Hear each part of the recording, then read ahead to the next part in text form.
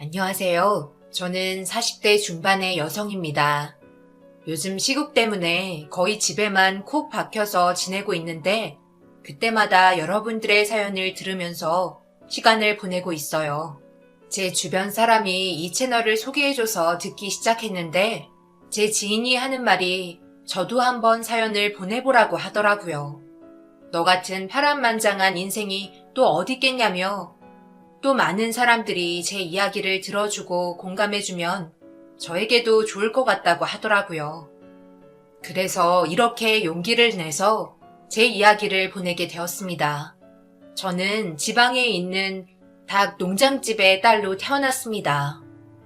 저희 부모님 두 분은 찢어질 듯이 가난한 집에서 태어나셨는데 특히 저희 엄마는 별 볼 일 없는 집안의 맏딸로 태어나서 할머니를 도와 아래로 6명이나 되는 동생들을 키우느라고 평생 학교라는 곳을 구경도 못 해보셨다고 해요. 그래서 한글을 잘 모르셨는데 제가 아직도 기억이 나는 장면이 제가 7살쯤 되었을 때 국민학교에 들어가기 한 달 전까지도 한글을 몰라서 급하게 옆집 아주머니에게서 한글을 배웠던 것이 기억이 나요. 엄마도 아예 한글을 모르시는 건 아니었지만 저를 가르치실 정도는 안 되었기 때문에 다른 사람이 도움이 필요했던 거죠. 그래도 엄마는 없는 형편에서도 저를 정말 아껴주셨고 사랑해 주셨어요. 저희 아빠는 제가 어렸을 때부터 닭농장에서 일을 하셨어요. 그러다가 이 닭농장을 내가 한번 해볼 수 있겠다고 하셔서 그때까지 열심히 일해서 모으신 돈이랑 부족한 돈은 사채를 조금 끌어다가 보태서 그 당시 지방에 후계자가 없는 닭농장을 하나 헐값에 인수하셨어요. 그리고 아빠는 오랜 세월 닭농장에서 일하셨던 경험과 노하우로 닭농장을 금방 성장시키셨어요. 농장 생산성도 점점 올라가서 돈도 많이 벌게 되셨고 그 덕에 다른 지역에 있는 농장을 하나 더 인수하게 되셨습니다. 그 후부터는 저희 집 사정은 점점 나아졌고 더 이상 먹고 살 걱정은 안 하게 되었고 남들에게 아쉬운 소리를 할 일도 없어졌죠. 지방이긴 했지만 집도 꽤 넓은 집으로 이사를 갔고요. 그때가 제 나이 13살이었던 것 같네요. 기억나는 게 저희 반에서 우리 집이 제일 잘 살았고 그래서 선생님께서도 저를 엄청 예뻐하셨고 친구들한테 인기도 많아 반장도 했었어요. 그런데 저희 엄마는 너무 오랜 세월을 힘들고 가난하게 살아오셔서 그런지 항상 겸손하셨고 절대 다른 사람들 앞에서 잘난 척을 하거나 우리보다 못한 사람을 무시한 적도 한 번도 없으셨어요. 저는 어린 나이에도 엄마의 그런 모습이 너무 좋았고 존경스럽기까지 했어요. 그런데 어느 날 아빠는 닭농장을 하나 더 만드시려고 지방에 있는 땅을 사셨어요.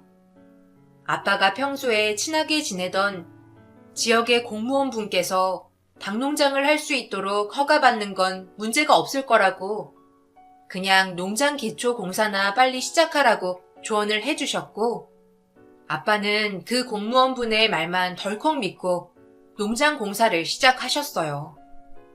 그런데 그 당시 농장을 짓기 위해서는 아빠가 생각하셨던 것보다 훨씬 더 많은 돈이 필요했어요. 지금까지 아빠는 원래 있었던 농장을 인수만 해보셨지 처음부터 시작해본 적은 없으셨기 때문에 조금 계획에 차질이 생기는 듯 했습니다. 그래서 아빠는 부족한 돈을 채우기 위해 또 사채를 끌어다 쓰셨어요. 닭농장이 수익이 좋아지면 사채빚 갚는 것쯤은 문제도 아니었고 또 예전에도 그렇게 했을 때 큰 문제가 없었기 때문에 아빠는 대수롭지 않게 생각하셨죠. 그런데 생각지도 못한 일이 일어난 겁니다. 아빠가 닭농장을 하려고 사들인 땅에서 조금 떨어진 곳에 민가가 있었는데 아빠와 잘 알고 지내던 공무원분은 큰 문제가 되지 않을 거라고 했었지만 민가에 사는 주민들이 민원을 낸 것입니다. 자기들이 사는 집 주변에 닭농장이 들어오면 냄새도 나고 환경오염이 될 것이기 때문이었어요. 아빠는 민가 주민들을 일일이 찾아다니면서 동의를 구하려 하셨지만 소용이 없었습니다. 주민들은 끝까지 강력하게 반대했고 결국 농장 허가는 날 수 없었어요. 아빠는 다시 땅이라도 되팔으려고 했지만 위치가 좋지 않고 또 이미 농장의 기초공사까지 끝난 땅을 사려고 하는 사람은 아무도 없었습니다. 결국 아빠는 수많은 사채 빚을 떠안게 되셨어요. 사채는 이자율이 상상할 수 없을 정도로 굉장히 높았고 하루하루가 지날수록 빚은 눈덩이처럼 부러져 갔어요. 특히 아빠는 공사비를 빨리 마련하기 위해 사채업자들이 요구하는 말도 안 되는 이자율에 동의를 하셨었고 계약을 한 상황이었기 때문에 빠져나갈 방법이 없었습니다. 특히 아빠가 자주 이용하셨던 그 사채업자들은 간판이나 특정 상호명도 없이 암암리에 아는 사람들끼리만 소개해서 이용을 하는 곳이었기 때문에 법적으로도 손 쓸 수 있는 방법은 없었습니다. 아빠는 그 많은 빚을 갚기 위해 갖고 있었던 농장을 모두 팔으셨지만 그래도 빚을 다 갚을 방법은 없었고 빚을 늦게 갚을수록 이자는 계속 늘어가기만 했습니다. 그렇게 몇 개월을 겨우겨우 버텨오시다가 결국 아빠는 저와 엄마를 두고 극단적인 선택을 하셨어요. 이 사실을 알게 된 사채업자들은 우리가 더 이상 빚을 갚을 수 없는 상황이라고 판단했고 어느 날 우리 집에 찾아왔습니다. 그리고 저희 엄마에게 수상한 계약서를 들이밀었습니다. 아까도 말씀드렸다시피 저희 엄마는 글자를 잘 읽지 못하셨기 때문에 그 사람들이 준 계약서가 정확히 무슨 내용인지 제대로 이해하지 못하셨고 또 그 사람들이 너무 무섭게 엄마와 저에게 윽박 지르면서 겁을 주었기 때문에 강제로 마지못해 계약서에 사인을 했습니다. 나중에 알았는데 그 계약서 내용은 저희 엄마가 그 사람들 사무실에서 휴일도 없이 일을 해야 한다는 거였고 돈을 준다는 내용은 없었습니다. 그런데 더 충격적이었던 건 따로 있었어요. 무슨 이유에서인지는 모르겠지만 제가 20살이 되는 해에 저를 그 회사에 취업시킨다는 내용이 포함되어 있었던 것입니다. 그때는 엄마는 글자만 빼곡한 그 계약서 내용을 이해하셨을 리가 없고 저 또한 너무 어렸기 때문에 몰랐던 것입니다. 그렇게 그 사람들은 엄마에게 강제로 사인을 하게 만들었고 저와 엄마를 자신들의 숙소에 데리고 갔어요. 그곳은 오래된 작은 연립주택이었고 저와 엄마에게 5평이 겨우 되는 방 한 칸을 내주었습니다. 그때부터 우리는 거기서 살았고 저희 엄마는 그 사람들이 시키는 일은 다 했어요. 주로 그 숙소에 사는 직원들 식사 준비, 청소, 빨래를 하셨고 주말에는 회사 사무실과 화장실 청소까지 혼자서 다 하셨습니다. 그렇게 기약 없는 삶이 계속되었어요. 그러다 제가 19살 되는 해에 엄마가 저에게 충격적인 제안을 하셨습니다. 진이야, 너 미국에 사는 이모 할머니 알지? 엄마 사촌 언니 말이야. 그분이 자식 교육 때문에 여기 한국 생활 다 정리하고 이민 갔잖아. 너 어렸을 때도 아주 이뻐하시고 세뱃돈도 많이 주시고 그랬는데. 아, 기억나지. 이모 할머니 너무 좋으셨는데 미국 가신 이후로 한 번도 못 뵀잖아. 명절 때만 되면 나도 생각 많이 나고 그러더라고. 그런데 갑자기 이모 할머니 이야기는 왜 하는 거야, 엄마? 한국에 다시 오신대? 아, 언니가 얼마 전에 연락이 와서는 이런저런 이야기하다가 네가 너무 보고 싶다고 하는 거야. 너를 본 지가 너무 오래됐다고 하면서 네가 보고 싶어서 병이 다 날 지경이라고 하더구나. 그래서 말인데, 진이야, 너 지금부터 엄마가 하는 말 잘 들어. 이번에 미국에 가서 이모 할머니 한번 만나봐. 너 혼자. 내가 미국에를 간다고? 엄마, 미국 가는 비행기 값이 얼만데? 우리가 그렇게 큰 돈이 어디 있다고? 자, 이거 받아라. 그동안 엄마가 모은 돈이야. 이 정도면 미국에 갈 수 있을 거야. 이거 가지고 미국에 가. 너도 잘 알겠지만 엄마는 같이 못 가. 엄마는 여기에 묶인 몸이잖아. 엄마가 이렇게 많은 돈이 어디서 났어? 엄마가 어떻게 모은 돈인데 미국 간다고 이 큰 돈을 써? 그리고 나 혼자 가는 것도 싫어. 나 안 갈래. 엄마, 그냥 나중에 이모 할머니 연락 오면 그때 인사드릴게.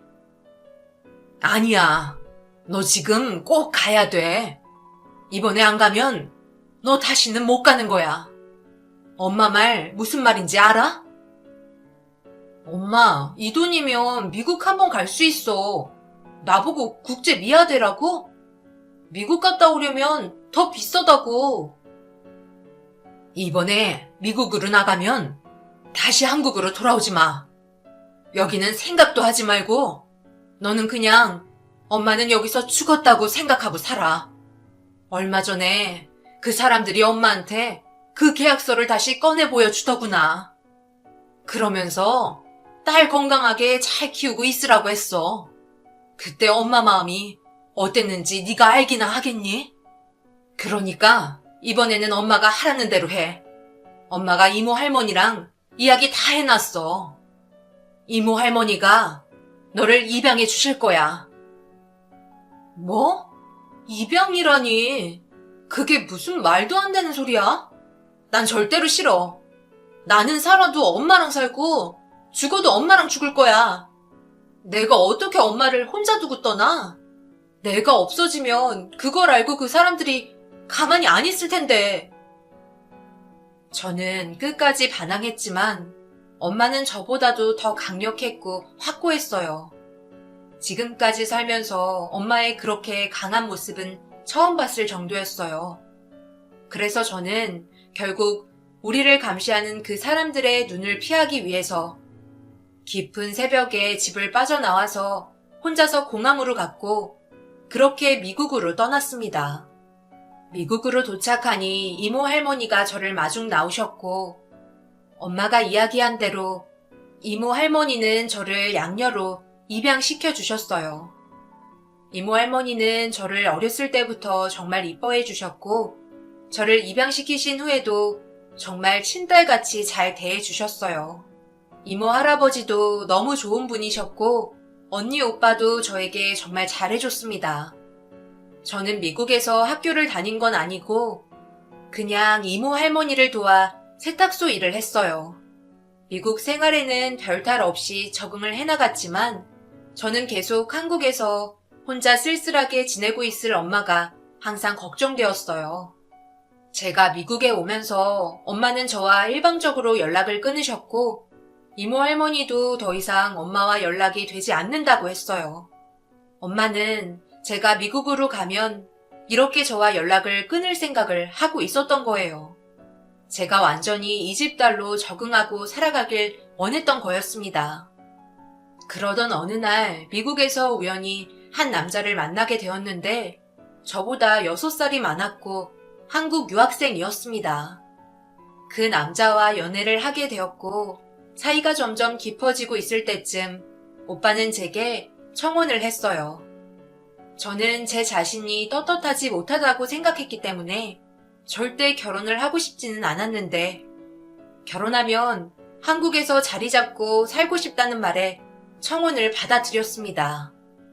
오빠도 너무 믿음직스럽고 좋은 사람이었지만 무엇보다도 엄마가 있는 한국으로 돌아갈 수 있기 때문이었어요. 그래서 오빠네 부모님께 인사도 드리고 결혼 허락을 받기 위해 3년 만에 한국으로 돌아갔습니다. 한국에 오자마자 오빠네 집으로 갔는데 오빠네 집은 상상 이상으로 대단한 집안이었습니다. 저한테는 홀어머니 밑에서 자란 외아들이라고만 했었는데 물론 그 시절에 미국에서 돈 걱정 없이 유학한다는 것만 봐도 그래도 조금 사는 정도일 거라고는 예상은 했지만 그 정도일 줄은 몰랐습니다. 오빠네 집 대문은 남대문만큼 컸고 집은 정말 호화로웠습니다.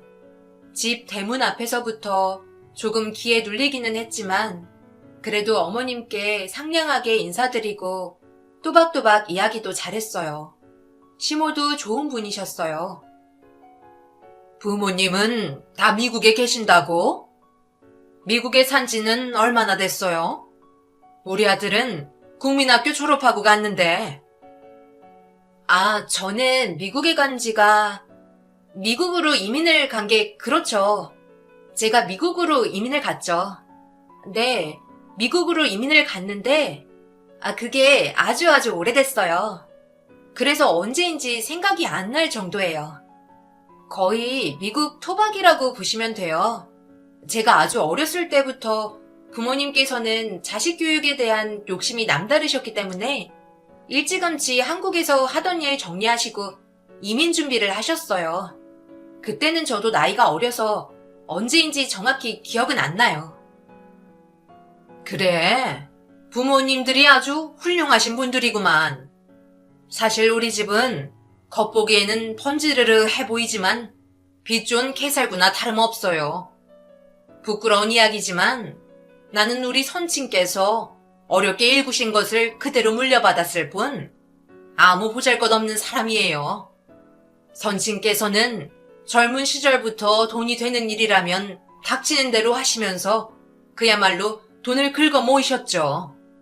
그 덕에 나는 평생을 부족함 없이 살아왔지만 그래도 아가씨같이 많이 배운 사람들을 보면 많이 부러운 마음이 드는 것도 사실이고 또 그래서 우리 아들을 미국으로 유학 보낸 것도 있답니다. 아가씨가 우리 아이의 짝이 되면 우리 집안에 부족한 것도 채워지고 그래서 나는 이 결혼 아주 만족해요. 저는 삐까번쩍한 오빠네 집을 보고 순간 정신이 어떻게 된 건지 이 결혼을 꼭 하겠다는 마음에 그만 거짓말을 하고 말았습니다.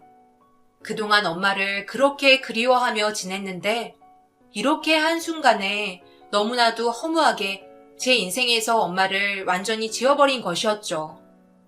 그 후로 시모는 한국에서 결혼 준비를 하는 동안 그 대궐 같은 집에서 지내게 해주셨고 저는 시모께 엄청난 이쁨을 받으며 행복하고 화려한 결혼 준비를 해나갔고 엄마를 찾아야겠다는 생각은 점점 사라졌습니다. 그러던 어느 날 시모와 오빠와 함께 결혼 예물을 보러 청담동에 갔는데 엄마와 너무 닮은 사람이 지나가는 게 아니겠어요? 그래서 뚫어져라 지켜봤는데 엄마가 맞았던 거예요.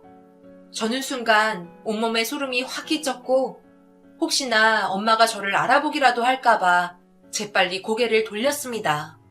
그런데 멀리서 보긴 했지만 엄마는 분명히 다리를 절고 있었어요. 속으로 생각했습니다. 도대체 그동안 엄마에게 무슨 일이 있었던 걸까?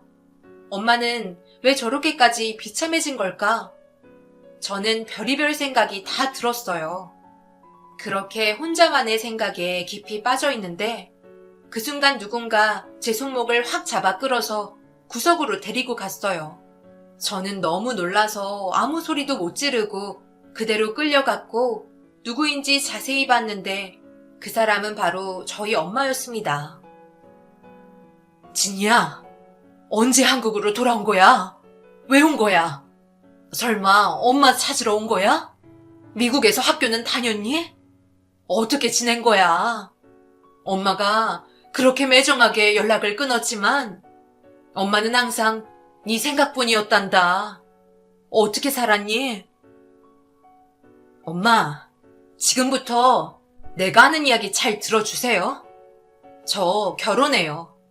저 이 결혼 꼭 해야 돼요. 그러니까 엄마가 도와주세요. 오빠랑 어머님은 제가 그냥 평범한 미국 시민권자인 줄 알아요. 그리고 제가 입양되었다는 사실도 전혀 모르시고 친엄마가 불구자라는 거는 상상조차도 못하세요. 제가 이 결혼만 하면 그때 상황 봐서 오빠랑 어머님께도 사실대로 다 말할게요. 그러니까 엄마, 결혼할 때까지만 제발 내 눈앞에 나타나지 마세요. 그래. 나는 이제 네 엄마가 아니다. 나는 이미 3년 전부터 너는 그냥 죽었다고 생각하고 그렇게 살았어. 엄마는 네가 없는 게 이제 당연해. 그러니까 결혼하고서 그 사람들한테 엄마 이야기 사실대로 말할 필요 없어. 지금 너 이뻐해주고 사랑해주는 그 사람들이랑 행복하게 잘 살아. 엄마 때문에 네가 불행해지는 일은 없을 거야. 오랜만에 만난 엄마한테 저는 그동안 어떻게 살았는지, 지난 세월 동안 도대체 엄마에게 무슨 일이 있었던 건지 물어보지도 않고 제가 할 말만 쏟아냈습니다. 엄마는 저의 철없는 말에 말할 수 없는 상처를 받으셨고 쓸쓸하게 돌아가셨어요. 그리고 저는 돌아가는 엄마의 뒷모습을 보고 한없이 눈물이 흘렀지만 오로지 이 결혼을 꼭 문제없이 진행시킬 것이고 그리고 나서는 꼭 다시 엄마를 찾겠다고 다짐했어요. 그게 진짜 엄마와 나를 위한 일이라고 생각했던 거예요. 참 어리석은 생각이었죠. 어쨌든 결혼식 준비는 멈추지 않고 계속 진행되었고 어느새 상견례 날이 코앞으로 다가왔어요. 결혼식은 미국에서 올리지만 상견례는 한국에서 하기로 했기 때문에 미국에 계신 저희 양부모님이신 이모부 할아버지와 이모 할머니가 상견례 날짜에 딱 맞춰서 한국에 오기로 되어 있었어요. 그런데 비행기 시간이 너무 빠듯해서 양부모님은 한국에 도착하자마자 공항에서 바로 상견례 장소로 오기로 하셨습니다. 그리고 상견례 날이 되었고 시어머니와 오빠와 저는 먼저 상견례 장소에 나와 양부모님을 기다리고 있었습니다. 그런데 시간이 아무리 지나도 양부모님은 나타나지 않으셨어요. 아무래도 비행기가 연착이 되었거나 공항에서 조금 시간이 지체되나 보다 하고 그냥 기다렸습니다. 계속 기다려도 양부모님이 나타나지 않자 점점 시어머니께서도 불편한 기색을 감추지 않으셨고 오빠는 안절부절 못하며 시어머니를 달래려고 노력하고 있었습니다. 저는 너무 당황해서 즉시 밖으로 나와서 혹시 몰라 미국에 계신 양부모님 댁으로 전화를 걸었어요. 전화를 하면서도 내가 왜 집으로 전화를 하고 있는 거지? 부모님은 이미 한국에 도착하셨을 텐데 라고 생각을 하고 있던 찰나에 누군가 전화를 받았는데 놀랍게도 바로 저의 이모 할머니였어요. 엄마? 엄마가 왜 전화를 받으세요? 한국에 오신 거 아니셨어요? 오늘 제 상견례 날이잖아요. 날짜에 맞춰서 비행기표 끊으셨다고 말씀하셨잖아요. 왜 안 오신 거예요? 아빠만 한국에 오신 거예요? 진이야. 아니, 우리들 다 미국에 있어. 분명히 말하면 한국에 갔다가 그냥 미국으로 돌아왔어. 왜냐면 우리는 그 결혼에 찬성할 수 없기 때문이야. 그래서 너한테도 말도 안 하고 그냥 돌아왔어. 아니, 왜요? 이제 와서 갑자기 무슨 일이에요? 지난 주말에 얘기할 때까지만 해도 너무 잘 됐다고 바로 한국으로 들어오신다고 하셨잖아요. 지금 여기서 오빠랑 시어머니까지 다 기다리고 있는데 엄마 아빠가 이러시면 제가 너무 곤란해지잖아요. 도대체 시어머니께 뭐라고 설명드려야 하냐고요. 저하고 한마디 상의도 없이. 사실은 우리가 예상한 것보다 더 빨리 한국에 갈 수 있었어. 그런데 너를 놀래켜주고 싶어서 말은 안 했어. 그리고 오랜만에 한국에 갔으니 아빠랑 여기저기 서울 구경을 다니고 있는데 거기서 우연히 너희 엄마를 만났어. 엄마는 지금 굉장히 안 좋은 상황이더구나. 몸도 굉장히 안 좋고 엄마는 너를 미국에 있는 우리한테로 보내고서 바로 전에 생활하던 곳에서 도망을 나오려고 하다가 그 사람들과 실랑이가 벌어졌고 그러다가 사고를 당해서 한쪽 다리를 쓸 수 없게 되었다는구나. 그런데 그 사람들은 엄마에게 피해 보상은커녕 예전에 있었던 계약을 없었던 일로 해줄 테니까 이 일로 자기들을 귀찮게 하지 말라며 엄마를 쫓아냈다고 했어. 진이야, 너 그 사람들이 누군지 알지? 네 아빠를 그렇게 만들고 니네 가족을 풍비박산 낸 것도 모자라 또 이제는 너희 엄마까지 불구자로 만든 사람들 말이야. 바로 그 남자의 엄마라고. 네가 시어머니라고 부르고 있는 그 여자. 저는 순간 너무 충격을 받았습니다.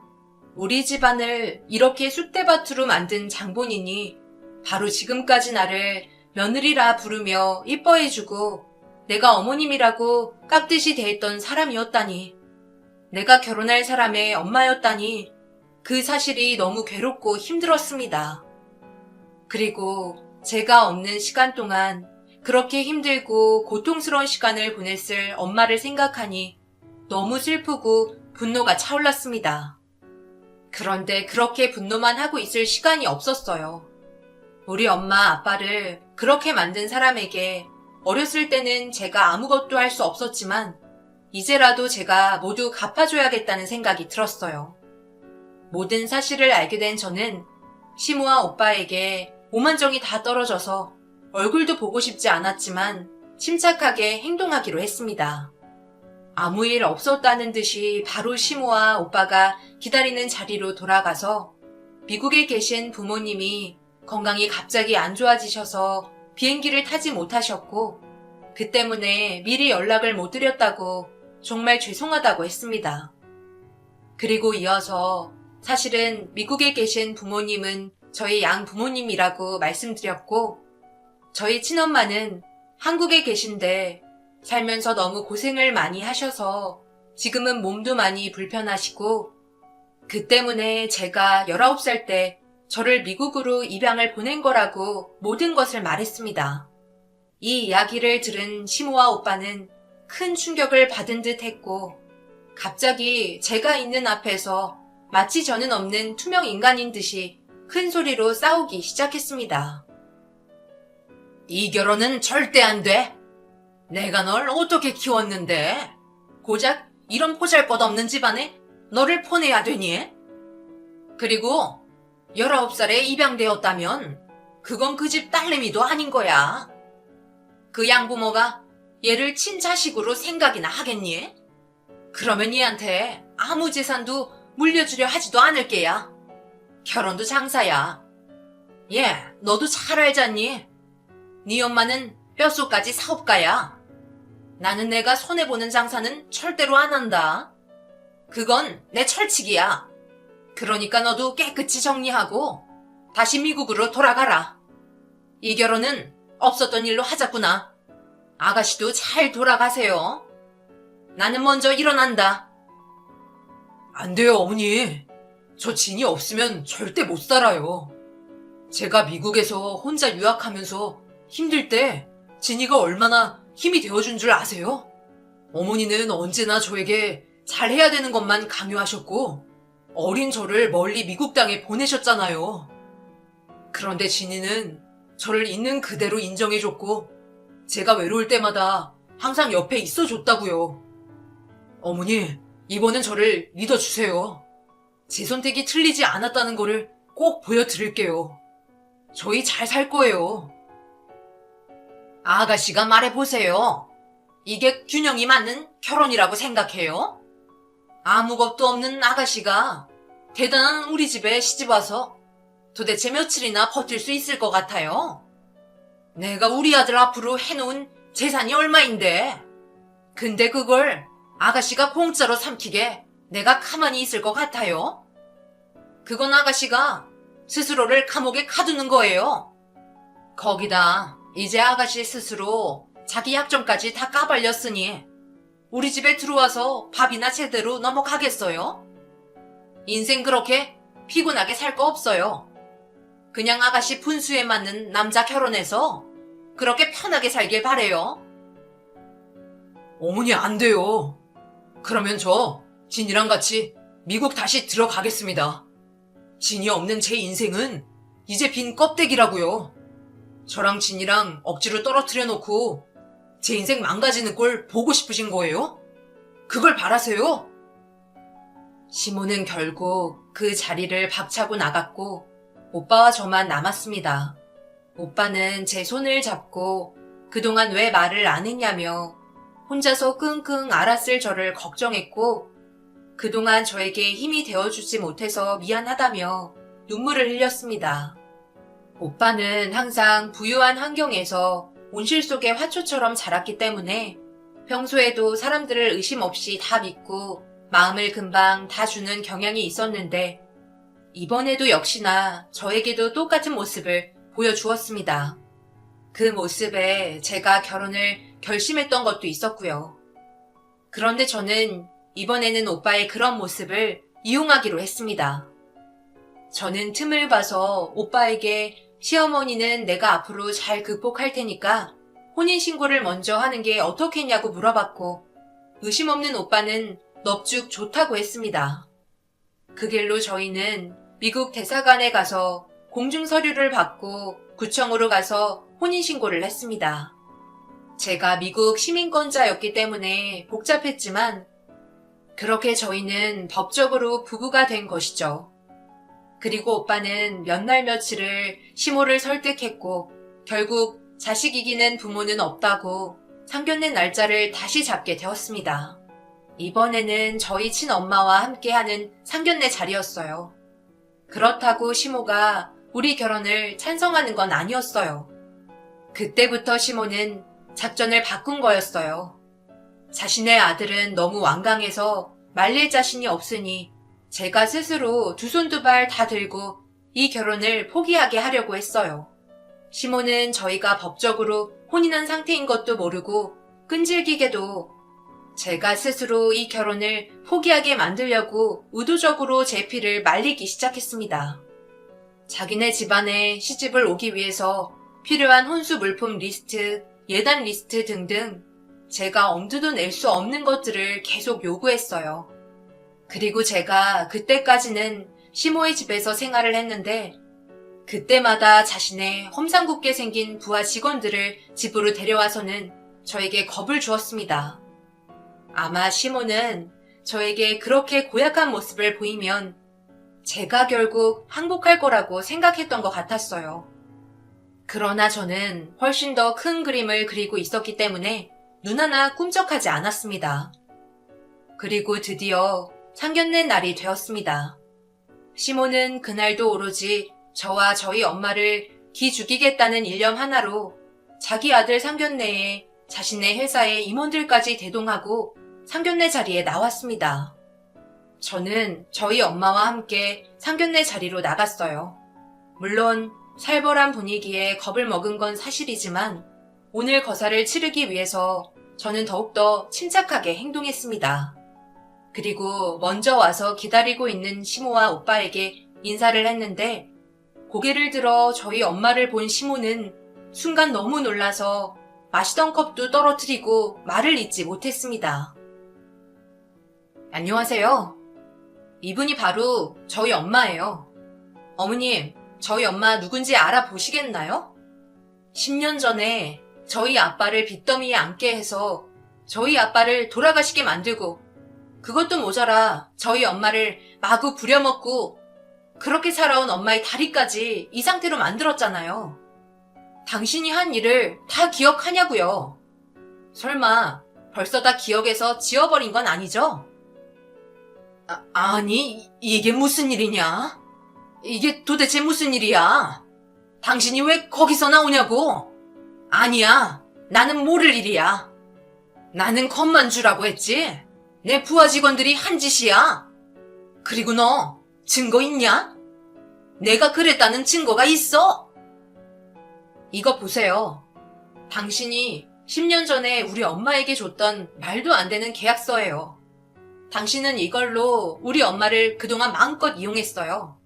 글도 모르는 우리 엄마한테 내용도 설명 없이 겁을 줘서 사인하게 했잖아요. 그리고 나중에 제가 알아보니 이거는 법적인 효력도 없는 허접한 계약서였다고요. 법을 잘 모르는 우리 엄마와 저를 그렇게 이용한 거잖아요. 이래도 당신이 한 짓이 아니에요? 입이 있으면 변명이라도 해보라고요. 엄마, 이게 다 무슨 말이에요? 예전부터 엄마는 돈만 밝히셨고 돈 때문에 다른 사람들 인생을 무참히 짓밟으면서 사셨는데 제가 엄마의 그런 모습을 담기 싫어서 미국으로 떠나서 한국에 안 돌아왔던 거라고요. 그런데 이제는 진이한테까지 그렇게 몹쓸 짓을 하셨던 거예요. 대체 제 인생을 얼마나 더 망가뜨릴 거예요? 아니야. 내가 한 짓 아니라고. 이건 아니야. 있을 수 없는 일이다. 그래서 너 지금 이 자리에서 그 옛날 계약서를 나한테 들이밀면서 이렇게 하는 이유가 뭔데? 이제 와서 나보고 손해배상이라도 하라는 거냐? 손해배상이요? 손해배상을 얼마나 해주실 건데요? 전 손해배상 같은 건 필요 없어요. 사실 오빠랑 저는 이미 법적으로 부부 사이예요. 얼마 전에 혼인신고를 했거든요. 그런데 이혼하겠습니다. 제가 어떻게 우리 집안을 풍비박산낸 사람을 시어머니로 모시면서 평생을 살 수 있겠어요. 그러니 이혼하겠고요. 이혼의 책임은 오빠네 가족이니까 위자료로 오빠 이름으로 된 재산을 반으로 나눠주세요. 그리고 우리 가족을 이렇게 만든 것에 대해 우리 엄마에게 진심으로 사죄하세요. 이렇게 많은 분들이 오셨는데 우리 엄마 앞에 무릎 꿇고 용서를 구해요. 그렇게도 완강했던 시모는 결국 저를 기죽이려고 대동했던 임원들과 함께 저희 엄마와 제 앞에 무릎 꿇고 사죄했습니다. 그리고 저는 10년 전 계약서가 증거로 인정이 되어서 이 이혼의 책임은 모두 시모에게 책임이 있는 것으로 인정이 되었고 위자료로는 시모가 그렇게도 입이 마르도록 자랑하던 오빠 이름으로 되어 있는 수많은 재산을 반으로 분할하여 받을 수 있게 됐습니다. 이렇게 되었으니 제 인생은 해피엔딩이라고 해야 될까요? 지금까지 힘들게 살아온 세월을 생각하면 씁쓸해지기는 합니다만 그래도 이제는 엄마를 편하게 모실 수 있게 되었고 앞으로 남은 인생도 엄마랑 돈 걱정 없이 살 수 있게 되었어요. 이 일이 있고 저희 양부모님께서는 저를 파양을 해주셨고 이제는 엄마랑 평생 한국에서 살려고 합니다. 제 긴 사연 읽어주셔서 감사합니다.